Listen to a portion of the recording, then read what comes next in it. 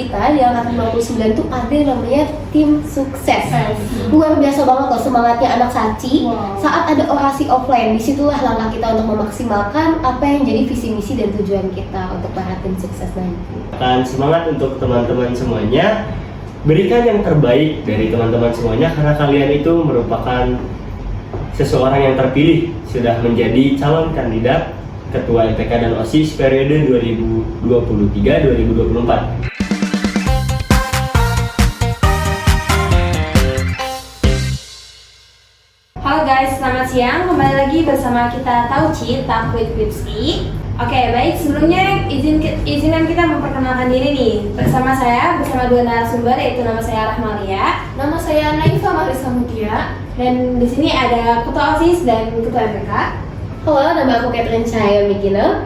Halo, saya Raffi Rafael. Nah, di sini nih kita akan membahas mengenai orasi, pemilu, dan juga kegiatan-kegiatan yang bisa dimanfaatkan oleh OSIS dan juga MPK, dan apa sih harapan kedepannya yang akan disampaikan oleh kedua pembicara ini. Oke, baik.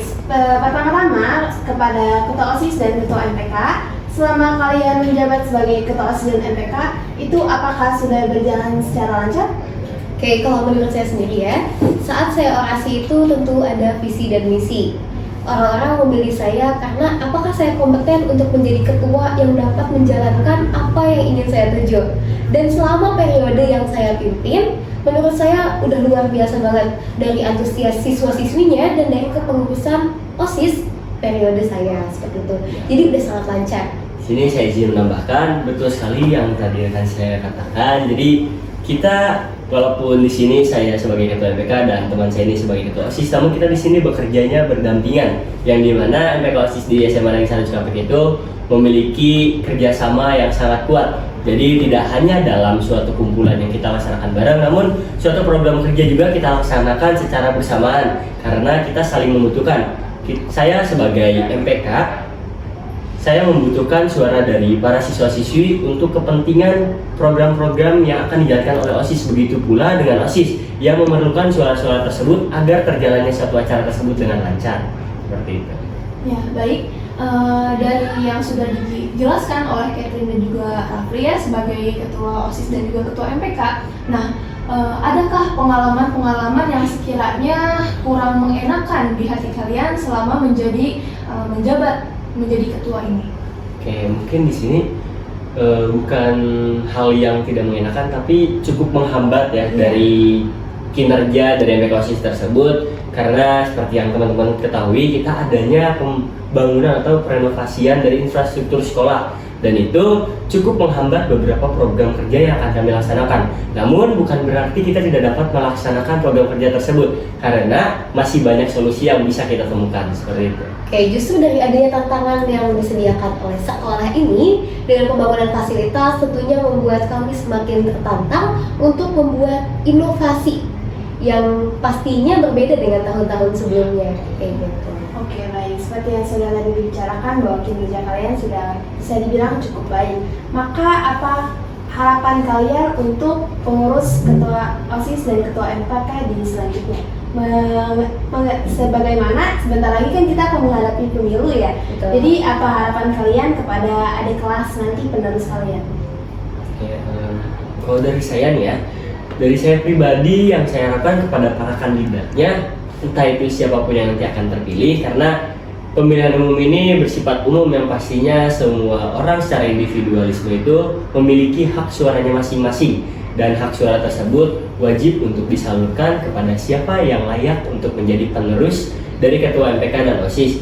Nah, untuk para kandidat, semoga saja apa yang sudah diorasikan dan juga apa yang sudah dikampanyekan itu bisa dipegang teguh, agar tidak adanya rasa kekecewaan dari para warga SMA Negeri 1 Cikampek yang sudah memilih. Dan semoga pada pemilu tahun ini itu dapat memberikan inovasi baru, baik itu secara sistematisnya bagaimana, atau mungkin banyak bertambah inovasi-inovasi dari para kandidat yang sebelum-sebelumnya itu belum pernah ada, seperti itu. Oke, kalau dari saya sendiri nih, untuk nantinya ketua OSIS dan ketua MPK yang akan menjabat di periode selanjutnya, saya harap tidak hanya membuat inovasi baru, tapi juga melanjutkan inovasi yang emang udah ada sebelumnya. Jadi apa yang jadi aspirasi siswa nanti tetap dilaksanakan dan apa yang sudah ada sebelumnya terus dikembangkan seperti itu. Iya, betul sekali ya, itu memang poin yang harus kita terapkan untuk kedepannya. Betul. Ya, lalu selanjutnya kita akan membahas nih, berbicara tentang orasi. Nah, ketika kita melihat perkembangan teknologi yang semakin canggih, semakin maju, nah menurut kalian nih para leader-leader, apakah dari teknologi yang semakin canggih bisa dilaksanakan orasi itu secara online? Nah, kalau bisa nih dilaksanakan secara online, apakah ada impact-impact yang sekiranya berdampak negatif untuk lingkungan dan juga sekitarnya? Oke, dari SMA Negeri 1 Cikampek sendiri, Mosansanya itu pernah melakukan orasi secara online di angkatan 57 atau tepatnya 2 tahun sebelumnya, dan 58-nya juga kebetulan melakukan orasi secara online. Dan apa saja sih impact buruknya yang tadi ditanyakan? Yang pertama, tidak menggait banyak penonton. Jadi orang-orang bisa mengakses dengan mudah, namun yang diharapkan itu mereka mengajukan atau melaksanakan orasinya secara langsung, karena euforianya pasti berbeda, baik melihat di HP dan secara langsung.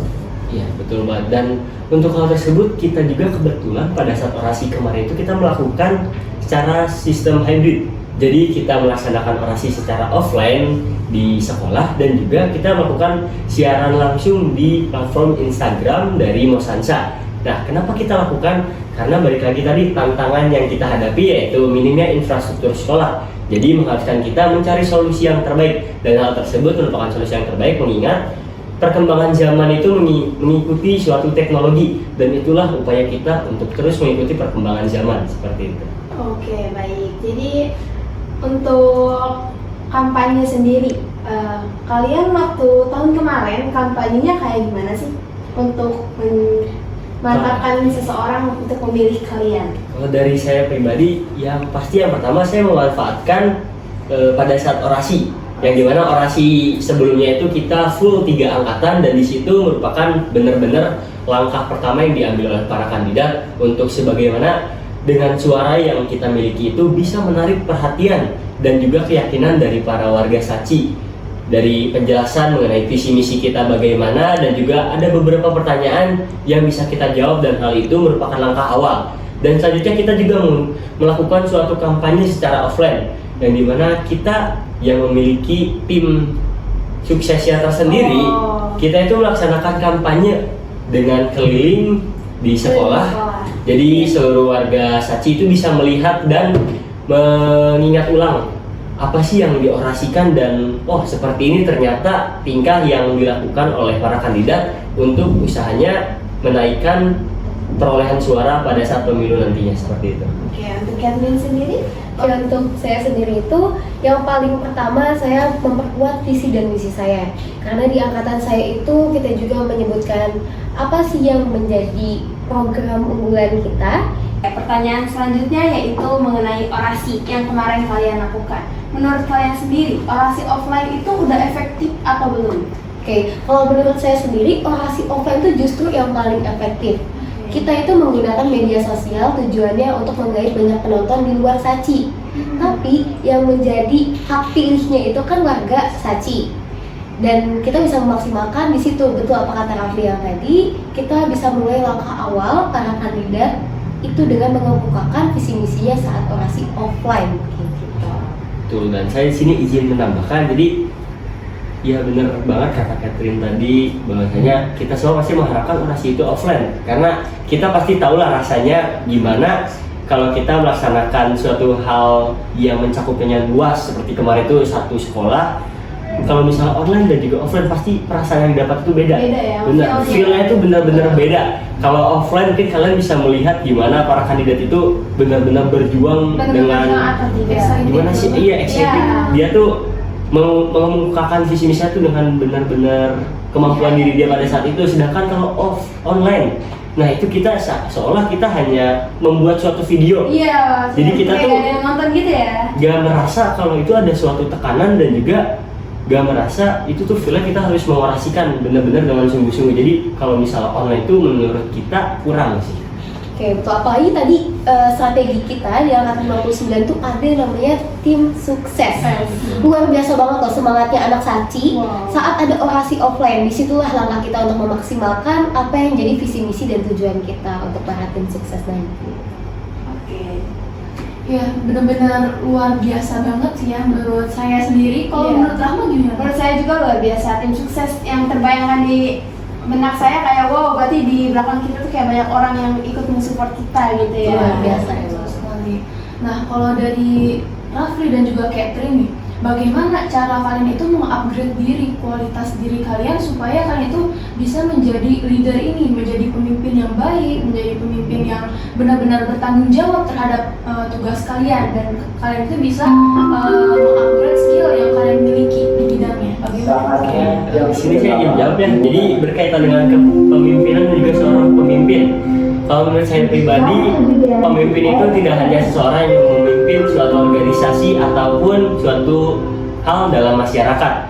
Yang dimana pemimpin itu harus mulai dari diri sendiri terlebih dahulu. Kita harus bisa menjadi pemimpin bagi diri kita sendiri. Gunanya apa? Untuk membawa diri kita, untuk mengarahkan diri kita menjadi sesuatu yang lebih baik.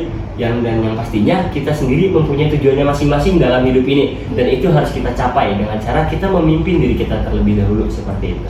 Dan sebagai pemimpin tuh harus bisa yang namanya menyatukan pemikiran, karena dari setiap anggota tuh pasti punya motivasinya, punya inspirasinya dan aspirasinya masing-masing. Bagaimana tugas seorang ketua dapat menyatukan banyak kepala dan menjadikannya satu visi dan misi agar semuanya dapat terjalan sesuai dengan tujuan dan polanya masing-masing. Oke, baik. Pertanyaan terakhir nih ya. Apa pesan kalian terhadap calon ketua OSIS dan ketua MPK nanti? Mungkin saya tidak terlalu akan memberikan banyak ya. Mungkin untuk teman-teman semuanya yang nanti akan melaksanakan pemilu dan juga acara debat, di sini saya ingin mengucapkan semangat untuk teman-teman semuanya. Berikan yang terbaik dari teman-teman semuanya, karena kalian itu merupakan seseorang yang terpilih sudah menjadi calon kandidat Ketua MPK dan OSIS periode 2023-2024. Jadi lakukan yang terbaik untuk diri kita dan juga untuk sekolah kita. Oke. Bagi para calon pemimpin angkatan 60 baik MPK maupun OSIS, harapannya semoga kalian dapat menjalankan visi dan misi yang udah kalian janjikan kepada warga Saci, dan semoga inovasi kalian dapat mengembangkan nama MPK dan OSIS baik dalam sekolah maupun di luar sekolah. Mungkin sekian untuk penyampaian ya yang sudah kita bahas bincang-bincang hari ini bersama ketua OSIS dan ketua MPK. Ya, semoga apa yang sudah disampaikan dari kita semuanya, baik dari narasumber dan juga pembicara, menjadi hal yang bisa kita terapkan ke depannya untuk dijadikan motivasi yang positif. Terima kasih kepada Catherine dan Rafli. Terima kasih juga kepada para narasumber. Sudah mengundang kita pastinya. Oke, kami dari Tauci Takwid Tips I izin mengundurkan diri.